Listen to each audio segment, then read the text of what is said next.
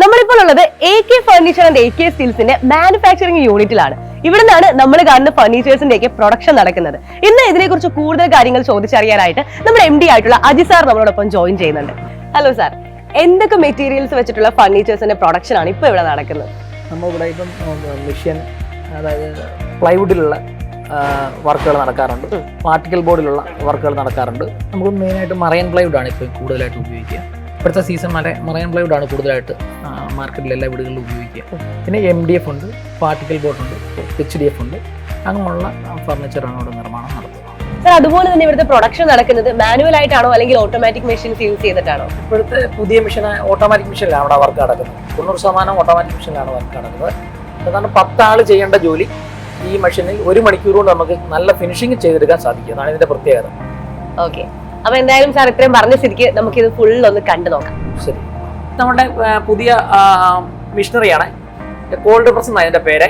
ഇതിലാണ് ലാമിനേഷൻ നമ്മൾ കൂടുതലും ചെയ്യുക. അതായത് MDF, മൾട്ടിവുഡ്, മറൈൻ പ്ലൈവുഡ് എല്ലാ സാധനങ്ങളും നമ്മൾ ഇഷ്ടപ്പെടുന്ന കളറിൽ ലാമിനേഷൻ ചെയ്ത് കൊടുക്കപ്പെടും കേട്ടോ.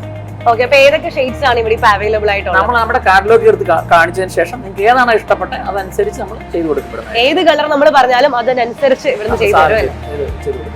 ഓക്കെ, അപ്പൊ പുറത്തുനിന്നുള്ള വർക്കൊക്കെ ചെയ്യാം. നമ്മൾ പുറത്തുള്ള ഇന്റീരിയർ വർക്കുകൾ എടുത്ത് എഡ്ജ് കട്ടിങ്ങും ചെയ്ത് കൊടുക്കപ്പെടും. സാറ് പറഞ്ഞ പോലെ ഫർണിച്ചേഴ്സിന് വേണ്ടി മാത്രമല്ല ഇന്റീരിയേഴ്സിന് വേണ്ടിയിട്ടും പല ടെക്സ്ചറിലും പല ഡിസൈനിലും പല കളറിലും നിങ്ങളുടെ ഇഷ്ടത്തിനനുസരിച്ച് ഇവരിവിടെ എല്ലാം സെറ്റ് ചെയ്ത് നമ്മൾ ലാമിനേഷൻ ശേഷം എത്തുക എന്ന് പറഞ്ഞാൽ കട്ടിംഗ് മെഷീനിലേക്കാണ്.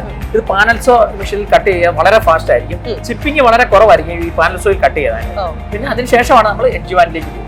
അപ്പൊ എത്രയും പെട്ടെന്ന് നമ്മുടെ ആവശ്യത്തിനനുസരിച്ച് ഇവിടെ കട്ട് ചെയ്ത് ലഭിക്കും അല്ലേ? അപ്പൊ ഇനി അടുത്ത് എന്താ നമുക്ക് നോക്കിയാലോ?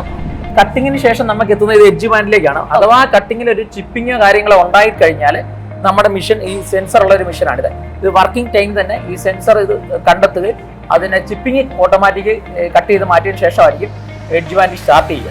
എന്നിട്ട് ഇത് മൂവ് ചെയ്ത് മുന്നോട്ട് പോകുന്നതായിരിക്കും. അങ്ങനെയാണ് ഇതിന്റെ ഫാസ്റ്റ് ആയിട്ടുള്ള വർക്ക് നടക്കുന്നത്. അപ്പൊ ഇനി നമ്മൾ കാണാൻ പോകുന്നത് spray painting and powder coating section ആണ് കേട്ടോ. അപ്പൊ സാർ, ഇതിനൊക്കെ എങ്ങനെയാണ് സ്പ്രേ പെയിന്റ് ചെയ്യുന്നത്? ഇത് നമുക്ക് ആദ്യം ആസിഡ് വാഷ് ചെയ്യും. ആസിഡ് വാഷ് ചെയ്തതിന് ശേഷം നമുക്ക് പൗഡർ ബൂത്തിലേക്ക് പോകും. പൗഡർ കോട്ട് ബൂത്തിന് ശേഷം നമ്മൾ ഓവനിലേക്ക് പോകാനാണ് സാധ്യത. ഓക്കെ,